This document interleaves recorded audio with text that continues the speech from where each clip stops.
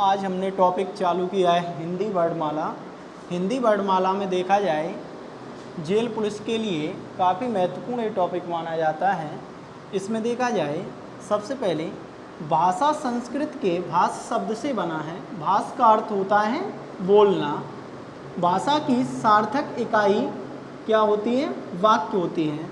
वैसे कहा जाए भाषा की सबसे छोटी इकाई को हम ध्वनि बोलते हैं और ध्वनि के लिखित रूप को हम वर्ण कहते हैं। जब दो या दो से अधिक वर्ण आपस में मिल जाते हैं तो शब्द का निर्माण होता है।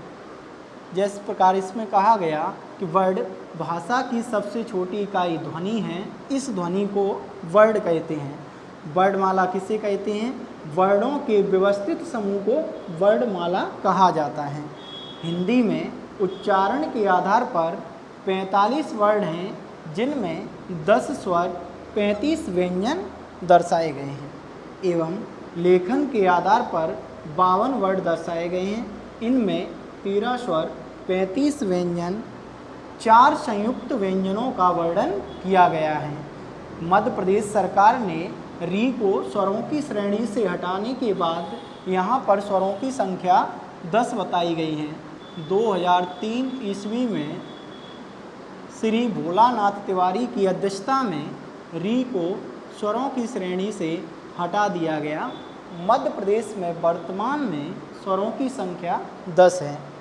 इस प्रकार देखा जाए 13 हमारे स्वर, जिसमें हम देखते हैं अंग आहा को भी काउंट करते हैं। इस प्रकार स्वरों की संख्या 11 बताई गई है।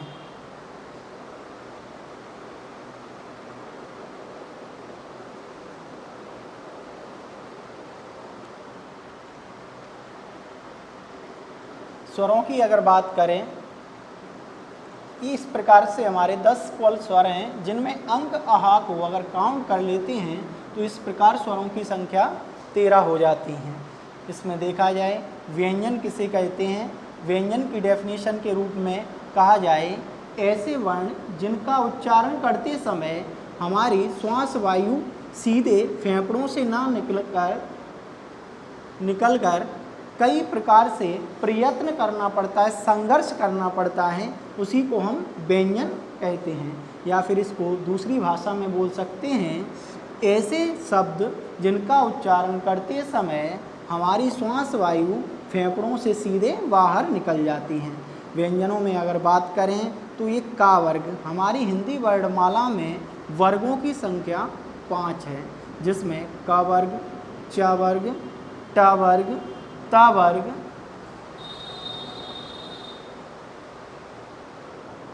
प वर्ग दर्शाए गए हैं।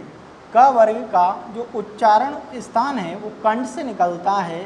प्रत्येक वर्ग के अंतर्गत 5 वर्णों को रखा गया है और 5 वर्णों को रखने के बाद टोटल हमारे 25 वर्ण होते हैं। इन्हें हम स्पर्शी व्यंजन के रूप में जानते हैं। इसमें देखा जाए क वर्ग का उच्चारण स्थान कंठ से निकलता है, इसलिए ये 5 हमारे कंठ वर्ण कहलाते हैं। जबकि च वर्ग का उच्चारण स्थान तालु से निकलता है, इसलिए च वर्ग को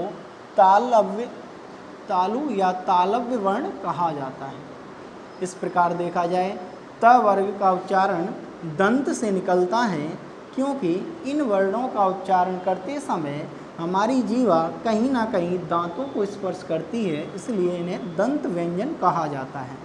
प वर्ग का उच्चारण करते समय हमारी जीभ या हमारे दोनों ओठ आपस में एक दूसरे को स्पर्श करते हैं, इसलिए से प वर्ग कहा जाता है। और प वर्ग का उच्चारण ओष्ठ से होने के कारण इसे ओष्ठ वर्ग भी कहा जाता है। इस प्रकार हमारे हिंदी वर्णमाला में अंतस्थ व्यंजनों की संख्या 4 दर्शाई गई है, जिसमें य, र, ल, व 4 हमारे अंतस्थ व्यंजन होते हैं।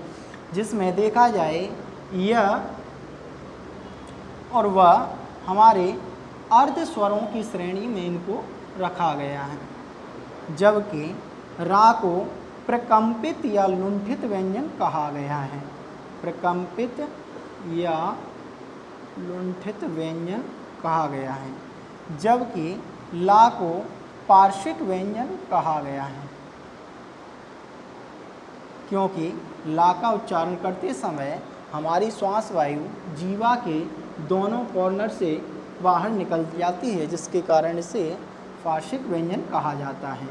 इसके बाद अगर बात करें ऊष्म व्यंजन सा स श ह, इसमें जो ये सा होता है इसका नाम होता है तालव्य सा, क्योंकि इसका उच्चारण तालु की मदद से होता है, इसलिए इसे तालव्य कहा जाता है। जबकि सा है, ये है मूर्धन्य सा, क्योंकि इसका उच्चारण करते समय हमारी जीवा मूर्धा को स्पर्श करती है, इसलिए इसे मूर्धन कहा जाता है। ये हमारा सा दंत सा है, इसका उच्चारण करते समय हमारी जीवा दंत को दांतों को स्पर्श कर जाती हैं। जबकि हा का उच्चारण स्थान कंठ से निकलता है, जिसे हम कंठ वर्ड के नाम से जानते हैं।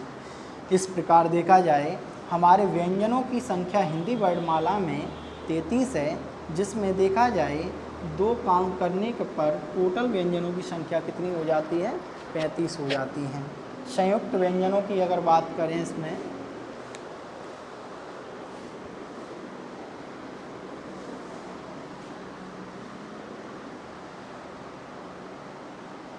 क्षेत्र ज्ञा स्र, ये 4 हमारे संयुक्त व्यंजन होते हैं, जिसमें देखा जाए इस वर्ण का उच्चारण क प्लस सा से मिलकर बना होता है, जबकि त्र त प्लस रा से मिलकर बना होता है, या ज प्लस या से मिलकर बना होता है, स्र श तालव्य श प्लस रा से मिलकर बना होता है।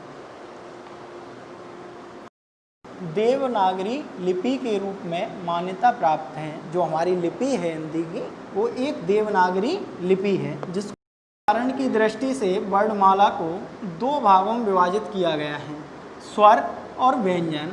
स्वरों की अगर परिभाषा की बात करें तो इससे पहले हमने बताया था आपको, स्वतंत्र रूप से बोले जाने वाले वर्ण स्वर कहलाते हैं। इनका उच्चारण बिना किसी दूसरे वर्ण की सहायता से होता है, इसलिए इन्हें स्वर कहा जाता है। जबकि ह्रास स्वर की बात करें, ह्रास स्वर को मूल स्वर कहते हैं।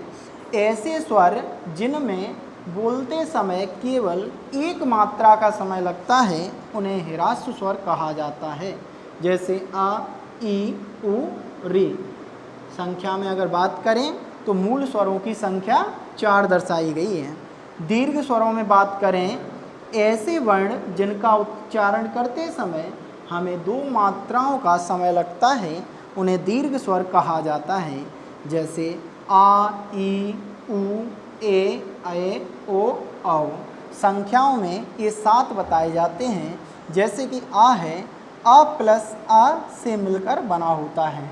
उ की अगर बात करें, उ मिलके बड़ा उ हो जाता है। जबकि ए की बात करें, आ प्लस ई इक्वल टू ए हो जाता है। इसी तरीके से ए की अगर बात करें, आ प्लस ए मिलकर ए हो जाता है। आ प्लस ओ की बात करें तो ओ हो जाता है। आ प्लस ओ की बात करें तो आ हो जाता है।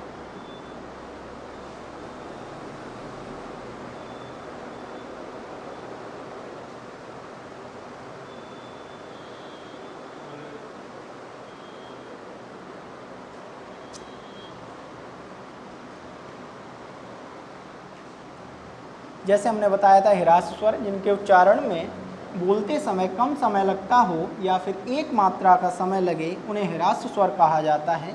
इनकी संख्या 4 बताई गई थी। जैसे कि इसमें देखा जाए दीर्घ स्वर जिनके उच्चारण में ह्रास स्वर से अधिक समय लगता हो या फिर 2 मात्राओं का समय लगता हो, उन्हें दीर्घ स्वर कहा जाता है।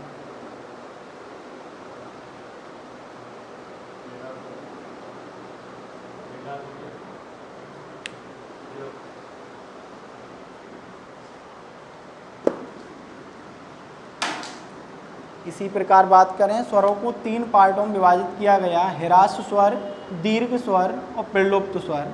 जिन स्वरों के उच्चारण में दीर्घ स्वरों से भी अधिक समय लगता हो, उन्हें प्रलुप्त स्वर कहा जाता है। जैसे कि इसमें अगर बात करें, प्राय किसी को बुलाने के लिए भी प्रयोग करते हैं, जैसे हे राम, लंबी सांस खींचते हुए जो हमारा समय लगता है उसी को हम बोलते हैं प्रलुप्त स्वर। जबकि ओम को बोलेंगे ना, ओम उच्चारण करते समय काफ़ी श्वास वायु को हम फेफड़ों की सहायता से खींचते हैं अंदर की ओर, इसलिए इसे प्रलुप्त स्वरों की श्रेणी में रखा गया है।